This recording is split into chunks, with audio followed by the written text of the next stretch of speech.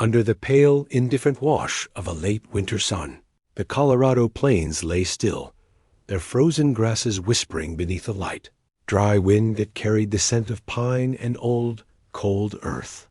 Jedediah Kane rode alone, his shadow a long solitary, slash against the frost-covered ground. The creak of his saddle leather was the only sound that dared to break the profound silence. The world felt empty here, a vast, unclaimed canvas, save for the occasional hawk wheeling high above in the endless blue. He preferred it this way. The quiet was a balm, a shield. But he knew, with the hard-won wisdom of a man who had seen, too, much that the same land that gave a man peace could just as easily, and just as swiftly, take it away. That truth came sharp and sudden, carried on the faintest of sounds, a thread of noise so thin it almost failed to cut through the cold air. A cry. It was high and fragile, like a bird caught in a snare, yet too painfully human to ignore. He drew his tired horse to a halt, the animal's warm breath clouding in the air. He listened, his head tilted, every sense honed by years of solitude and watchfulness. Another cry followed, weaker this time, a sound of pure, helpless desperation. His boots hit the ground before the thought could fully catch him. With his heavy Winchester rifle in hand, he moved toward the sound, his boots crunching over the delicate, crystalline frost. Between a thicket of scrubby mesquite and a cluster of low, snow-dusted cedar, he saw them. Two small girls, the older no more than 6, were pressed together against a large granite boulder, their own breath fogging the cold air in tiny, panicked clouds. A few paces away, 2 lean coyotes stood, their hackles raised, their lips peeled back to show teeth as yellow as old ivory. They were not attacking, not yet. They were waiting, patient and confident, for the small creatures to weaken. The older girl's thin arms were thrown around the younger, her small, trembling body a desperate, living shield. Luke felt a familiar, painful twist in his chest, an ache as old as the grief he carried, a phantom limb of loss. He didn't shout. A loud voice might scatter the girls in fear, or worse, push the hungry coyotes to strike. Instead, he stepped forward slowly, his eyes fixed on the animals, raising the rifle in one smooth, fluid motion that was as natural to him as breathing. The lead coyote's growl deepened, a low, menacing rumble in its chest. The report of the rifle shot cracked across the stillness, the sound of violent intrusion, echoing through the silent trees. The beast dropped without a sound, its last, hot breath steaming in the cold air.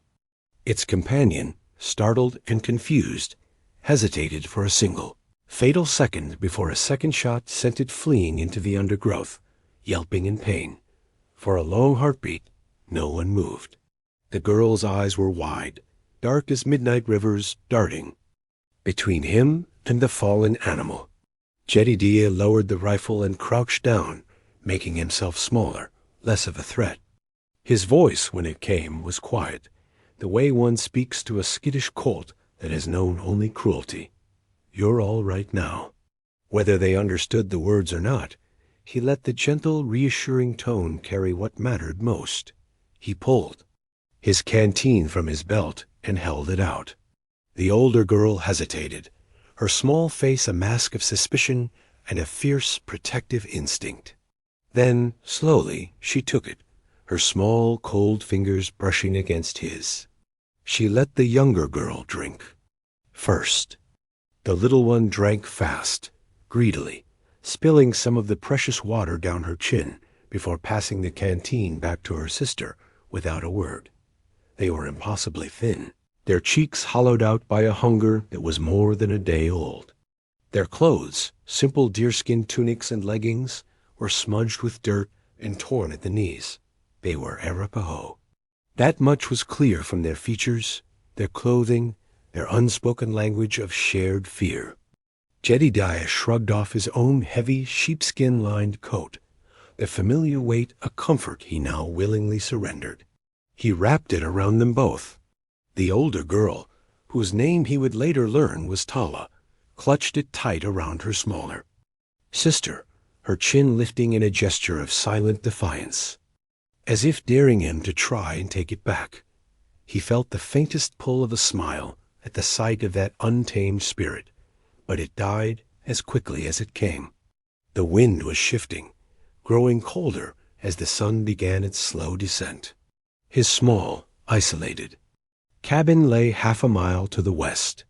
He guided them toward it, letting them walk on their own 2 feet, but keeping close enough that he could catch them if they stumbled. The younger girl's small, cold hand found the rough fabric of his sleeve, holding on with a surprising, desperate strength. Each step they took left dark, clear impressions in the frost, as though they were marking a new path, a path from which he knew, with a sinking and terrifying certainty, he could not turn away. The cabin's chimney was smoking faintly when they finally reached it, a thin plume of warmth leaking from the gaps around the old stone and wood. Inside, the air was thick with the familiar smell of coffee grounds and the faint, lingering tang of wood ash. Jedediah set them near the hearth, where the fire he had banked that morning popped and hissed back to life. The girls crouched low, their hands outstretched to the heat, their dark eyes darting around the one-room space as if they were mapping every shadow, every corner, every possible escape route. He poured coffee for himself and ladled a warm, thick bean stew into 2 bowls for them. A loaf of hard, crusty bread followed, dry but softened when dipped in the savory broth.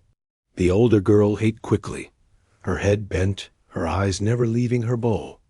The younger, Winona, took careful, deliberate bites, her gaze flitting to his face between each one, as if she were studying him, trying to decide if this place, this strange, silent man, would keep her. Outside, the snow began to fall, light. At first, the flakes drifting down like pale ash, settling on the split-rail fence and the empty corral. Jedediah sat in his worn leather chair by the fire, his boots stretched out toward the heat, and he tried not to think of the empty space where his wife had once sat, her needles clicking softly in the firelight. But the sound of 2 small, quiet breaths, the whisper of their small movements on the old buffalo hide rug, made the emptiness of the cabin seem, for the first time, less like a gaping wound, and more like an old, deep scar that could, perhaps, be lived with. Morning came gray and still, the world outside silenced by a fresh blanket of snow. The sound of hoofbeats, muffled by the new fall, broke the quiet. Jedediah was already awake. He stepped outside, his rifle resting comfortably in the crook of his arm, and saw her. A woman on horseback, her figure wrapped in a faded but striking red blanket, her long hair braided with a few stray eagle feathers that danced in the light wind. Her eyes were sharp, even at a distance. She dismounted with a fluid, practiced grace, calling out in the soft, melodic tones of the Arapaho language. The cabin door burst open, and the 2 girls, Tala and Winona, bolted out their own voices, lifting in quick, bright, joyful syllables as they ran to her. She dropped to her knees in the snow, her arms wrapping around both of them in a grip that shook with a fierce, desperate relief. Jedediah stood a little apart, the cold air stinging, his cheeks a silent, respectful witness to the reunion. When the woman finally looked up at him, her dark eyes held a profound gratitude, but also something heavier, something that felt like a debt, an obligation, perhaps, or a decision that had already been made. She spoke in a halting, careful English.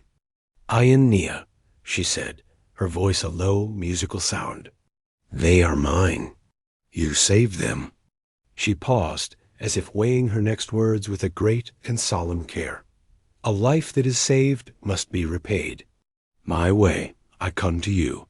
It took Jedediah a moment to fully understand the meaning behind her formal, stilted words. And when he did, His chest tightened. She wasn't offering him coin or goods or horses in payment. She was offering herself, her life, her service, her place in his home.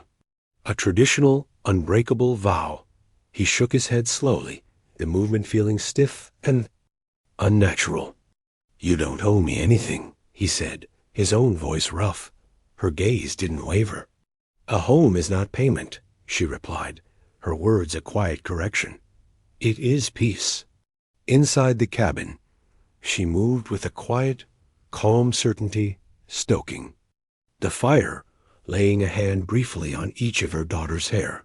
She spoke little, but every motion she made carried the weight of a person who was used to hard work and the daily, grinding demands of survival.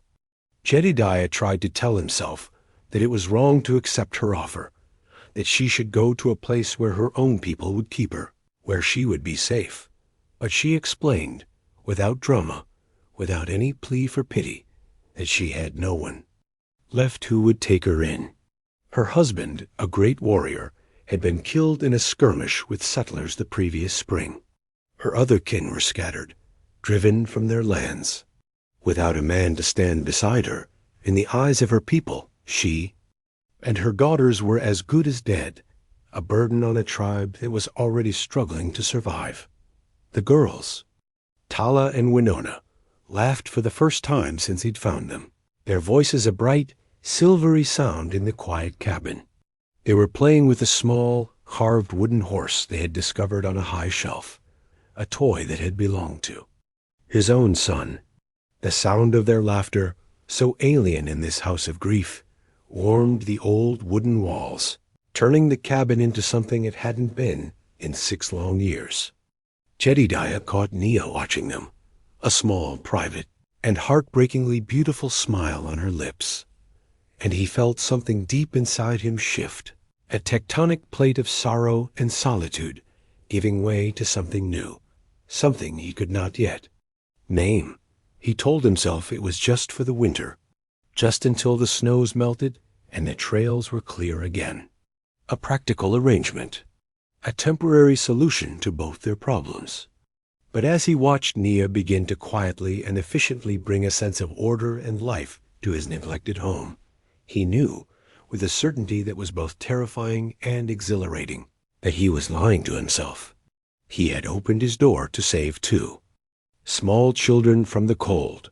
He had, in doing so, invited in a family. And he knew, with a sinking and rising heart, that he would never be able to make them leave. Asterisk, the days that followed folded in on each other, each one marked by the small, quiet acts that build a life.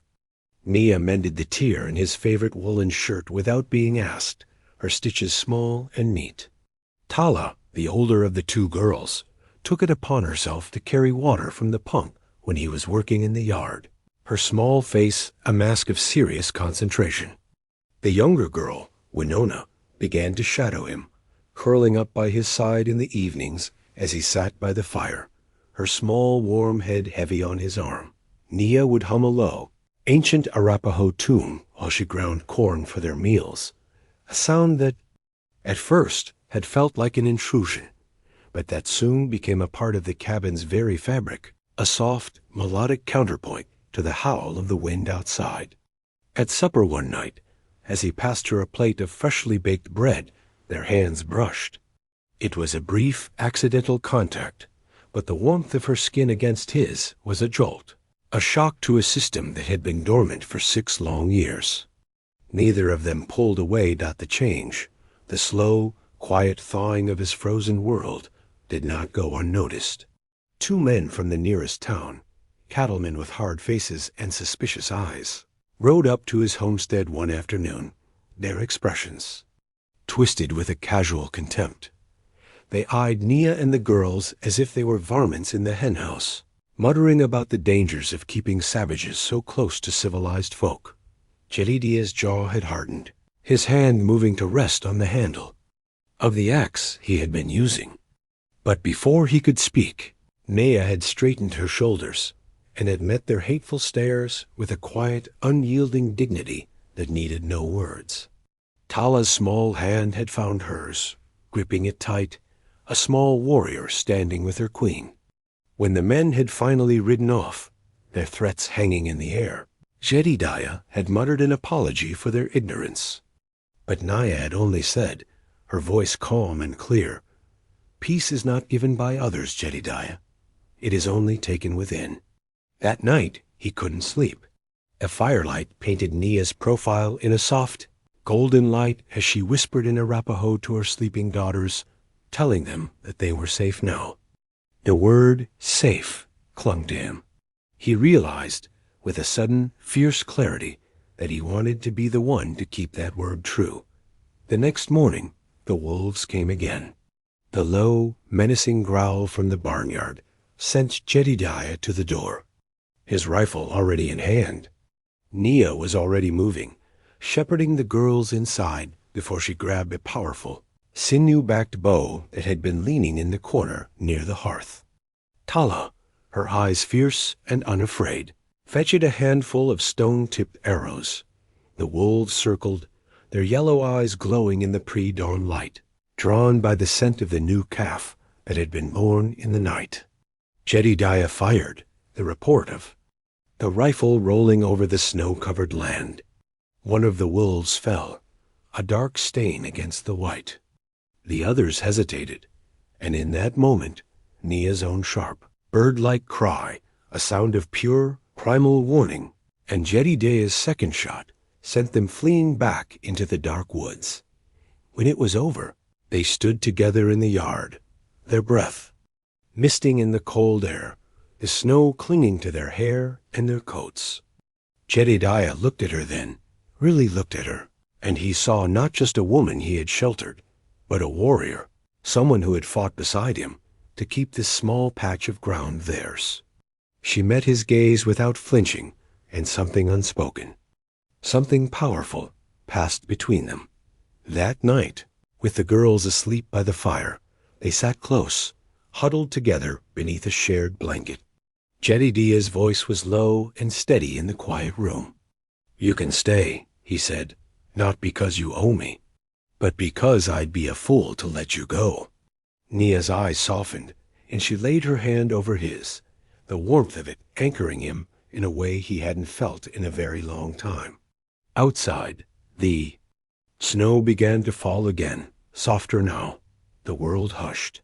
The small, isolated cabin no longer felt like four walls against the wilderness. It felt like a home. And if you've ever found someone who makes the silence feel safe, who turns the sharp, hard edges of the world into something you can rest against, you'll know why he never let her leave. Peace is a rare and precious thing. Love rarer still. And when the two come together in one small winter cabin, a wise man holds on with both hands. The weeks that followed the wolf attack bled into a month, and the raw, fragile truce of their cohabitation solidified into the quiet, unspoken rhythm of a family. The presence of Nia and her daughters, once a jarring disruption to Jedediah's solitude, now felt as essential as the fire in the hearth. The silence of the cabin was different now, no longer an empty, echoing void, but a comfortable shared space, filled with the soft sounds of Nia's humming, the whisper of the girls' play, and the steady, reassuring beat of four other hearts. They communicated in a language that was all their own, a language built of small, unspoken acts of care. He would wake in the mornings to find a fresh stack of firewood by the door, and he would return from his hunting trips to find a hot meal waiting. On the stove, he noticed she had mended the tear in his oldest woolen shirt, her stitches so small and neat they were nearly invisible. He, in turn, began leaving small offerings for her on the porch, a handful of late-season berries he found in a sheltered clearing, a particularly beautiful eagle feather, a piece of honeycomb he had traded for in town. One evening, as he was cleaning his rifle by the fire, Winona, the younger of the two girls, climbed into his lap and fell asleep, her small, warm head resting against his chest. Jedediah froze, his hands hovering over the rifle, unsure of what to do. He had not held a child in 6 years. The feeling of her small, trusting weight against him was an ache so profound it was almost unbearable. He looked over at Nia, who was watching them from across the room, a soft, understanding smile on her lips. She did not speak. She did not have to. He began to teach Tala, the older girl, the ways of the mountains. He showed her how to read the signs of the weather in the clouds, how to track a deer through the deep snow, how to find her way back home by the stars. She was a quick and eager student, her eyes bright with an intelligence that reminded him painfully of his own wife. Nia, in turn, began to bring her own world into the small cabin. She taught him the names of the wild herbs that grew on the mountainside, their uses for healing and for seasoning. She showed him how to weave a basket from willow branches, a skill her own mother had taught her. She would tell him stories of her people, of the trickster coyote and the great spirit, her voice a low, musical murmur in the quiet evenings.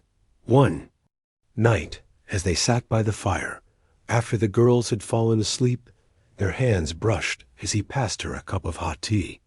It was a brief, accidental contact, the kind that had happened a dozen times before, but this time it was different. This time, neither of them pulled away.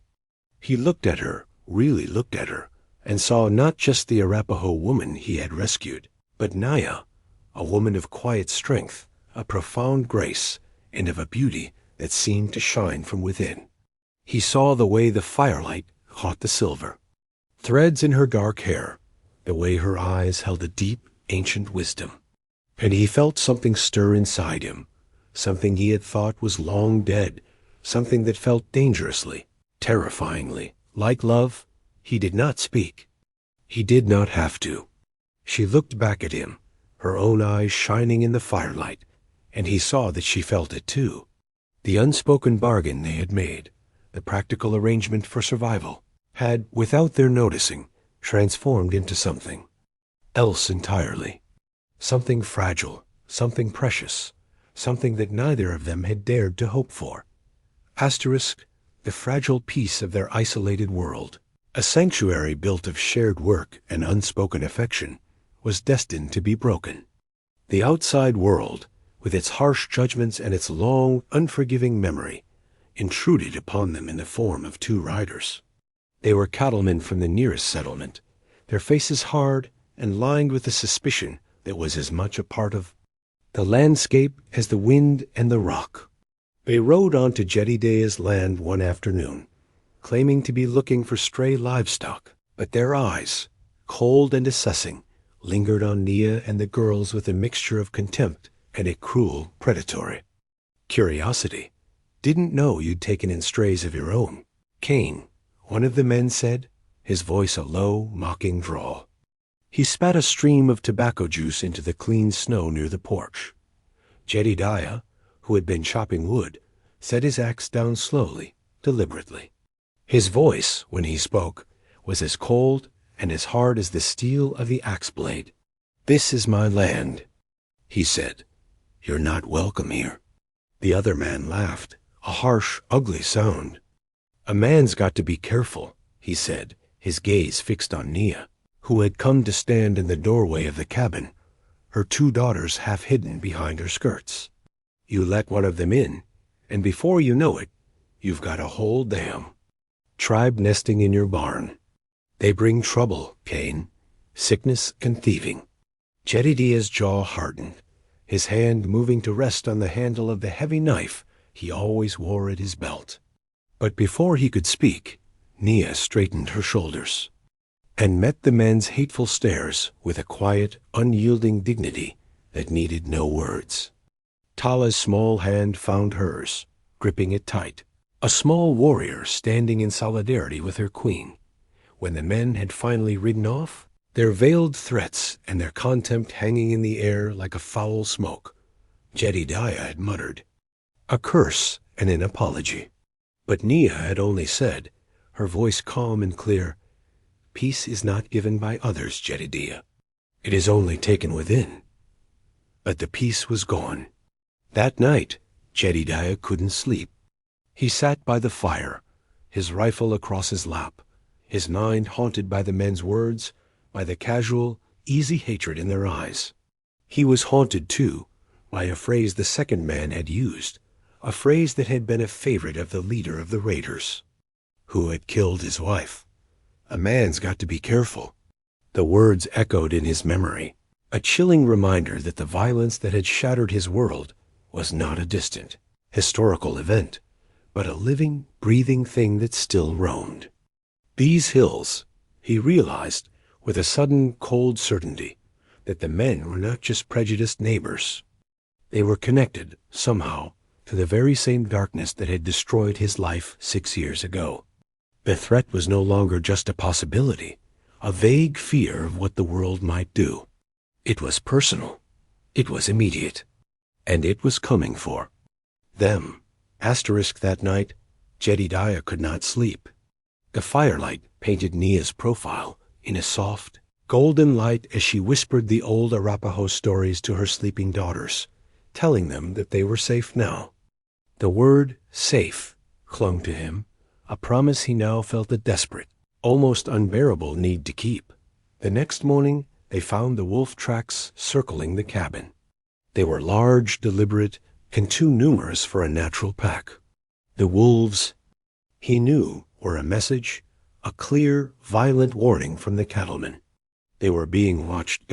As dusk fell, the wolves attacked. Not as a wild, hungry pack, but with an unnatural, chilling coordination, their dark forms slipping between the trees, their yellow eyes glowing in the twilight. They were trying to draw them out of the cabin, to separate them, to create chaos. Jedediah fired his rifle, the report of the gun rolling over the snow-covered land. One of the wolves fell, a dark stain against the white. The others hesitated, and in that moment of hesitation, Nia, who had been standing beside him, moved with a surprising, deadly grace. She had a powerful, sinew-backed bow in her hands, a weapon that had been hidden among her few belongings. She knocked an arrow, drew the string, and released it in a single fluid motion. The arrow flew true, finding its mark in the chest of a second wolf. They fought side by side then, no longer just a rancher and a woman he had sheltered, but two warriors, two equals, protecting their home, their family. When it was over, when the last of the wolves had fled back into the dark woods, they stood together in the yard, their breath misting in the cold air, the snow clinging to their hair and their coats. Jedediah looked at her then, really looked at her, and he saw not just the woman he had come to love, but a partner, a fighter, someone who would stand with him against the darkness. She met his gaze without flinching, and something unspoken, something powerful and unbreakable, passed between them. In the aftermath of the wolf attack, as the adrenaline faded, a new, unbreakable bond settled between them. They stood together in the snow-dusted yard, the silence between them profound and absolute. Jedediah finally opened up about his past, his voice a low, ragged whisper in the cold night air. He told Nia the full story of the raid on his previous homestead, of his wife's death, of the guilt and the grief that had driven him into a self-imposed solitude.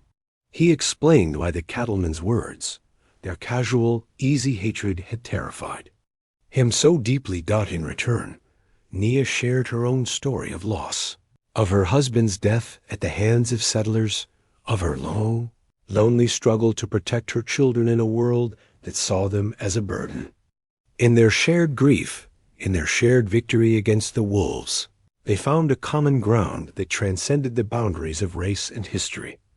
That night, with the girls asleep by the fire, they sat close, huddled together beneath a shared blanket. Jedediah's voice was low and steady in the quiet room. "You can stay," he said, "not because you owe me, but because I'd be a fool to let you go." Nia's eyes softened in the firelight, and she laid her hand over his, the warmth of it anchoring him in a way he hadn't felt in a very long Time. It was a silent, powerful acceptance. Spring arrived late that year, the snow melting slowly, revealing the rich, dark earth beneath. The threat from the cattlemen seemed to have receded, but the memory of it had solidified the new, unlikely. Family. The small, isolated cabin, which had once been a place of quiet, lonely grief, was now filled with the sounds of life, the chatter of two small girls, the soft, musical hum of Nia's voice, the steady, reassuring rhythm of Jedediah's work. He taught Tala, the older of the two girls, how to track a deer, how to read the signs of the weather in the clouds. Nia taught him the properties of the wild herbs that grew on the mountainside, their uses for healing and for seasoning. They built a new, larger garden together, their hands working in the same rich soil. The cabin no longer felt like a space that they were simply sharing. It felt like their home. One evening, as they sat together on the small porch, watching the sun set behind the high, snow-capped peaks, the unspoken love between them was now a tangible, settled thing. Jedediah gave Nia a small, intricate carving. He had made a hawk, a symbol of vision and protection in her culture. It was not a proposal, not a declaration, but a promise. She accepted it, her dark eyes shining in the golden light. Peace is a rare and precious thing, and love, rarer still. And when the two come together in one small winter cabin, a wise man holds on with both hands. The quiet of the mountains was no longer empty. It was full. And for the first time in a very long time, Jedediah Kane was not alone. He was home. In the aftermath of the wolf attack, as the adrenaline faded, a new, unbreakable bond settled between them. They stood together in the snow-dusted yard, the silence between them profound and absolute. Jedediah finally opened up about his past, his voice a low, ragged whisper in the cold night air. He told Nia the full story of the raid on his previous homestead, of his wife's death, of the guilt and the grief that had driven him into a self-imposed solitude. He explained why the cattlemen's words, their casual, easy hatred, had terrified him so deeply. In return, Nia shared her own story of loss, of her husband's death at the hands of settlers, of her long, lonely struggle to protect her children in a world that saw them as a burden. In their shared grief, in their shared victory against the wolves, they found a common ground that transcended the boundaries of race and history. That night, with the girls asleep by the fire, they sat close, huddled together beneath a shared blanket. Jedediah's voice was low and steady in the quiet room. "You can stay," he said, "not because you owe me, but because I'd be a fool to let you go." Nia's eyes softened in the firelight, and she laid her hand over his, the warmth of it anchoring him in a way he hadn't felt in a very long time. It was a silent, powerful acceptance. Spring arrived late that year, the snow melting slowly, revealing the rich, dark earth beneath. The threat from the cattlemen seemed to have receded, but the memory of it had solidified the new, unlikely. Family. The small, isolated cabin, which had once been a place of quiet, lonely grief, was now filled with the sounds of life, the chatter of two small girls, the soft, musical hum of Nia's voice, the steady, reassuring rhythm of Jedediah's work. He taught Tala, the older of the two girls, how to track a deer, how to read the signs of the weather in the clouds. Nia taught him the properties of the wild herbs that grew on the mountainside, their uses for healing and for seasoning. They built a new, larger garden together, their hands working in the same rich soil. The cabin no longer felt like a space that they were simply sharing. It felt like their home. One evening, as they sat together on the small porch, watching the sun set behind the high, snow-capped peaks, the unspoken love between them was now a tangible, settled thing. Jedediah gave Nia a small, intricate carving. He had made a hawk, a symbol of vision and protection in her culture. It was not a proposal, not a declaration, but a promise. She accepted it, her dark eyes shining in the golden light. Peace is a rare and precious thing, and love rarer still. And when the two come together in one small winter cabin, a wise man holds on with both hands. The quiet of the mountains was no longer empty. It was full. And for the first time in a very long time, Jedediah Kane was not alone. He was home.